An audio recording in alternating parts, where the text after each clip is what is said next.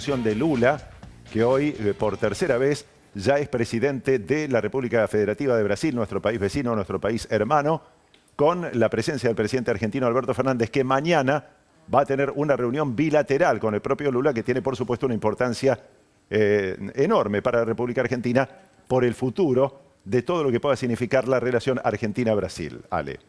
Claro, por eso estamos con Amílcar Salas Oroño. Él es, entre tantas cosas, licenciado en Ciencias Políticas. Bueno, Amílcar, queríamos agradecerte por tu tiempo y preguntarte concretamente cuáles son las principales repercusiones de estos 3 discursos que dio Lula en diferentes oportunidades durante su ceremonia de asunción.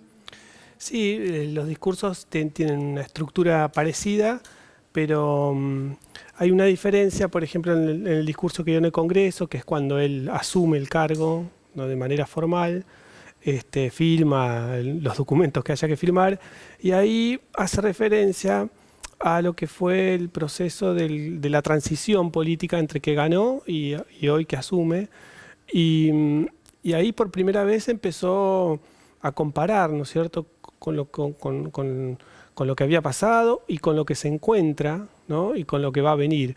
Sobre todo con lo que se encuentra. Esto no se sabe muy bien en qué terminó el estado de cosas del gobierno Bolsonaro. Bueno, Lula dijo este informe, de lo cual leyó una cita muy duro, digamos, muy crítico, ¿no es cierto?, respecto a cómo deja Bolsonaro el gobierno. Tiene ese carácter de hacerlo justamente en el Congreso, que participó un poco de ese mismo gobierno Bolsonaro, votándole algunas iniciativas, incluso en esta relación muy desprolija que tuvo Bolsonaro en el manejo presupuestario que le entregó en alguna medida partes al Congreso. Y el otro discurso fuerte, que versó sobre cuestiones parecidas, pero quizás más enfocado en la esfera pública, en la sociedad, en los movimientos, en esa gente que él veía afuera, ¿no es cierto?, en ese colorido que tuvo el acto. Fue muy interesante la cuestión de la faja, ¿no?, la faja presidencial, que al final fue entregada por una serie de brasileños, sí, y brasileñas, representativos de esa diversidad. Y ahí, en ese otro discurso fuerte, insistió muchas veces en la cuestión de la desigualdad, ¿no?, en la desigualdad en la que, de las clases sociales, de géneros, de distintos aspectos de la sociedad brasileña, y ese fue un punto, digamos, de cara a esa sociedad que estaba mirando, bueno, ¿para dónde va a ser?, ¿no? Amílcar, en cuanto a lo que puede venir, como vos decís, los argentinos, por supuesto, tenemos la mirada puesta en la reunión de mañana de Alberto Fernández con Lula. ¿Qué puede cambiar, teniendo en cuenta que hay otro tipo de vínculo de ahora en más entre Argentina y su principal socio, que es Brasil? Bueno, estos últimos 4 años han sido muy malos, sobre todo en el que coinciden Bolsonaro y Alberto Fernández, en una relación que tiene su historia como 2 países independientes, pero que desde los 80, desde el final de ambas dictaduras, fue mejorando los términos de esa relación.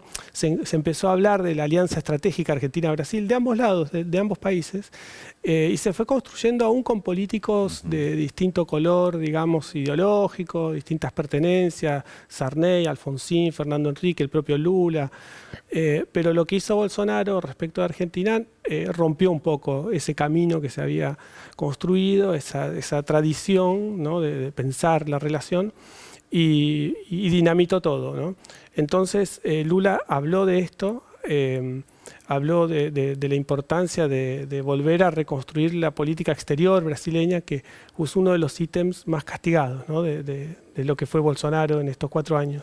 Veíamos recién imágenes del presidente Lula cuando habla, ¿no?, al pueblo, y se lo veía muy emocionado. Sumamente creo que tuvo que parar en 2 oportunidades para terminar de llorar tanta emoción, descargar, tomar agua y seguir adelante. Y son 77 años, ¿no?, una carrera política de más de 55, vamos a decir.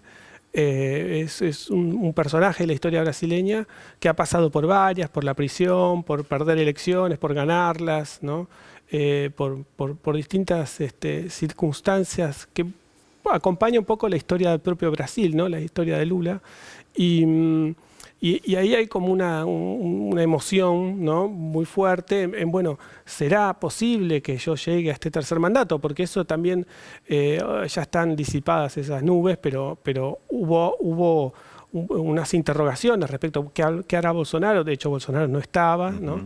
¿Qué harán los militares, ¿no? ¿Qué pasará con las elecciones? ¿Se respetará? Bueno, ahí hay una emoción que evidentemente Lula fue aflojando. Después, cuando recibía a las representaciones extranjeras, estaba mucho más tranquilo y sereno. Totalmente. En cuanto a lo que viene, teniendo en cuenta que el nuevo canciller de Brasil fue durante muchos años embajador en la Argentina, uno tiende a creer que conoce muy bien nuestra realidad.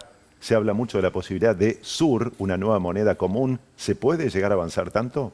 Se puede porque, bueno, hay cuestiones técnicas que tienen que ver con las reservas de Brasil, ¿no? Las reservas en moneda extranjera. Hay cuestiones que permiten pensar.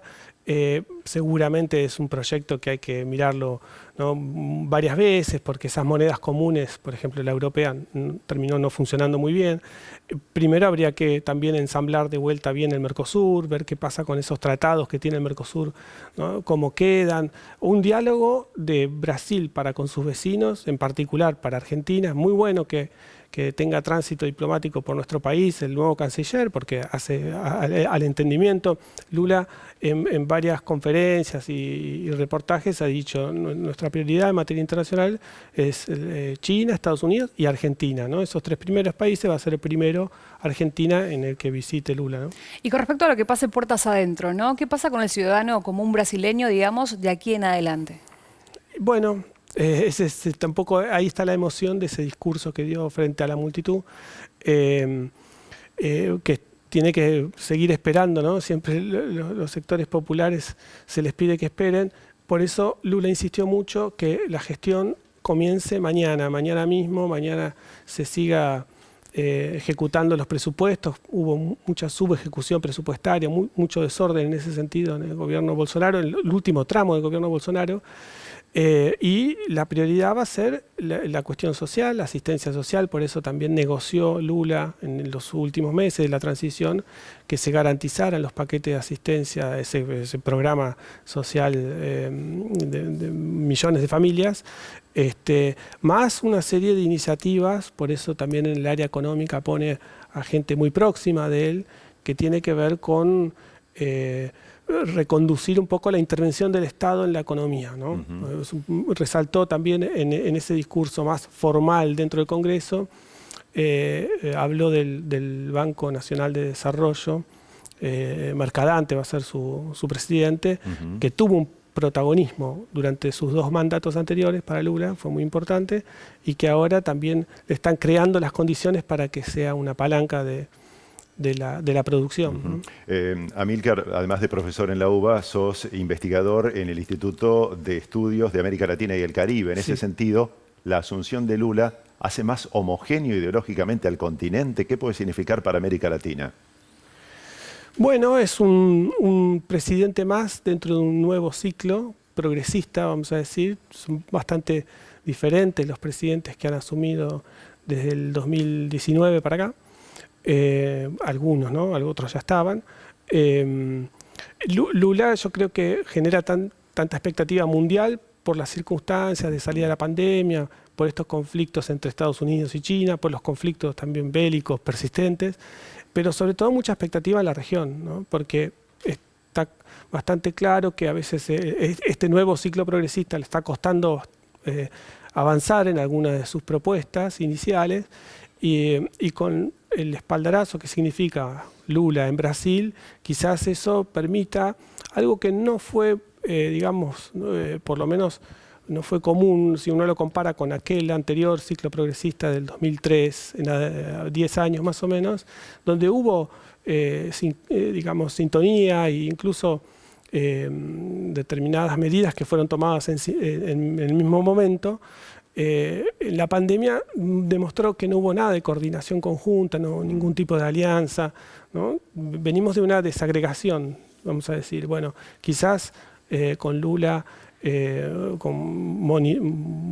modulando, ¿no? Este nuevo ciclo pueda darse más envión a algunas políticas, ¿no? No solo la cuestión de integración, sino algunas políticas que sean beneficiosas para cada uno de los países. Justamente Lula hablaba de lo que es la desigualdad que sigue habiendo entre el hombre y la mujer y trabajar, ¿no?, en lo que van a ser los ministerios para las mujeres y garantizar, digamos, la igualdad de derechos también. Sí, Lula restituye el Ministerio de las Mujeres, ¿no? Bolsonaro lo había descaracterizado de alguna forma. Y en el ámbito laboral, ¿no? Lula resaltó este aspecto muy importante, el compromiso, ¿no?, que va a tener en esa igualdad en lo que hace al trabajo. Después hay otras diversidades que también se crea un Ministerio de los Pueblos Indígenas, la Secretaría de Derechos Humanos se restituye, ¿no? Lo mismo que igualdad racial. Hay algunos aspectos, ¿no?, que van a empujar un poco a cambiar justamente el color, todo esto, y Lula lo marcó en sus discursos, sobre todo en el primero, formal, de vuelta frente a la clase política, ¿no? Otro frente al pueblo y otra frente a la clase política. Mencionó, ¿no?, todo esto empieza con el golpe a Dilma Rousseff, que fueron justamente los parlamentarios los que lo hicieron, y ese primer gabinete de Temer, que eran en su mayoría hombres, ¿no?, blancos, bueno, ahora va a haber un ministerio mucho más colorido, un tercio va a ser más o menos a cargo de mujeres, ¿no?, y con otro perfil. Esto es importante, es un ciclo que se cierra de alguna forma. ¿Y cómo puede ser la relación con el Congreso? Algunos analistas dicen que va a ser complicada por las mayorías, por los números. ¿Cómo puede ser ese vínculo? Va a ser un vínculo difícil seguramente, porque el Partido de los Trabajadores propiamente no llega ni siquiera a un quinto de la Cámara de Diputados, que es la que, digamos, tiene en las prerrogativas institucionales tiene más funciones. Va a tener que ir armando las alianzas, compuso por eso un frente electoral de 9 partidos. Durante este periodo de transición compuso, digamos, un buen diálogo con partes de aquellos que habían apoyado a Bolsonaro, ¿no? Hay algunos partidos que apoyaron a Bolsonaro que hoy partes de esos partidos conforman el gabinete, ¿no? Por ejemplo, hay 3 ministerios para el MDB, para el PSD también. Son esas conciliaciones que hay que hacer con el sistema para llegar a un número. Hoy la composición le da un número de votos suficientes como para no tener problemas en la tramitación de sus propias iniciativas. Sí no le alcanza hoy en día para enmiendas constitucionales, que es una prerrogativa que a veces tiene, digamos, el sistema brasileño, no el nuestro, ¿no? Amílcar, para finalizar también destacar el tuit que envió el presidente Alberto Fernández a Lula. Bueno, estaba ahí, digamos, pero además tuiteó agradeciendo, subió un video en el que estaban juntos y demás. ¿Esto le da más fuerza, digamos, a la región para adelante, para seguir adelante? Sí, fueron bastante cálidos los saludos de Lula con Petro, con Alberto, con Mujica, también estaba Lacalle, ¿no? Estaba Sanguinetti, creo. Fue una serie de relaciones ahí que Lula quiere evidentemente, y los otros presidentes también, ¿no? En el caso de Alberto fue uno de los pocos presidentes que lo visitaron, antes de presidente, en la cárcel de Curitiba, ¿no? Profesor, muchísimas gracias por recorrer prácticamente toda la actualidad de Brasil y el vínculo con Argentina y América Latina. Muy amable. Gracias. Vamos a la pausa. Como no, hacemos una breve pausa, ya volvemos.